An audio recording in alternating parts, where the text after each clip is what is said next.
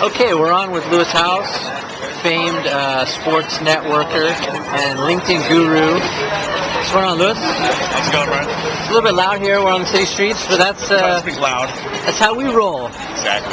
You know, we're here in the gritty LA downtown on the east side.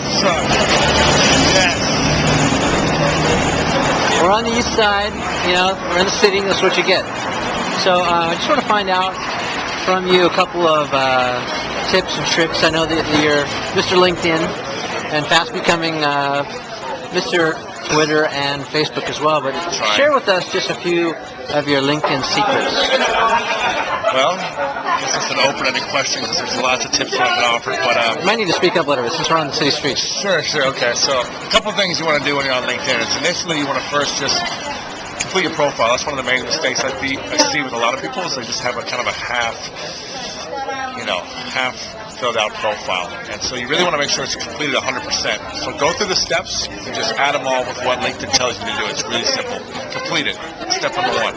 How important is my profile picture? Should I have like a Extremely important. serious face on? Extremely important. You should smile.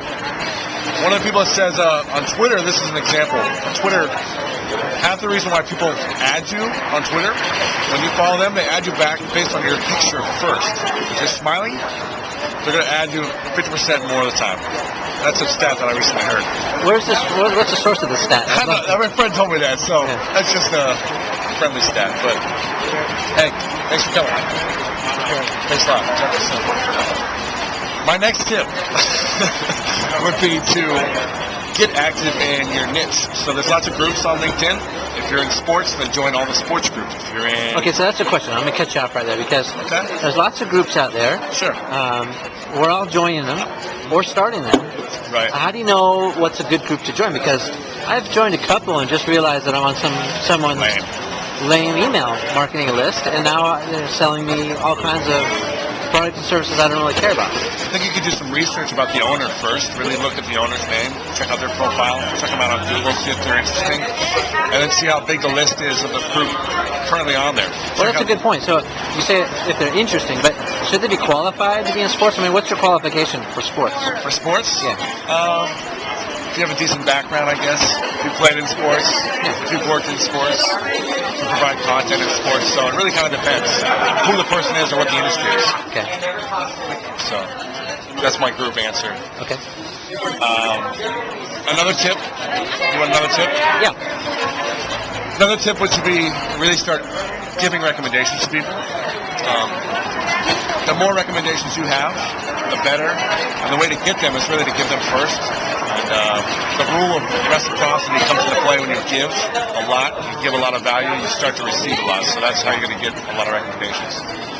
Now, early on in my LinkedIn experience, Bill Gates unfortunately did not accept my request to connect. It happens. Did Obama? Obama did, actually. And funny enough, I'm separated from Kevin Bacon, actor Kevin Bacon, by only 2 degrees. Oh, not 6. Yeah, not 6. Very cool. That's right. And also, oddly enough, Matt Damon. Wow. Just came up today. Matt Damon. Which was odd. I don't understand, but somehow we're connected. Should you accept the requests of everyone to become like this open networker?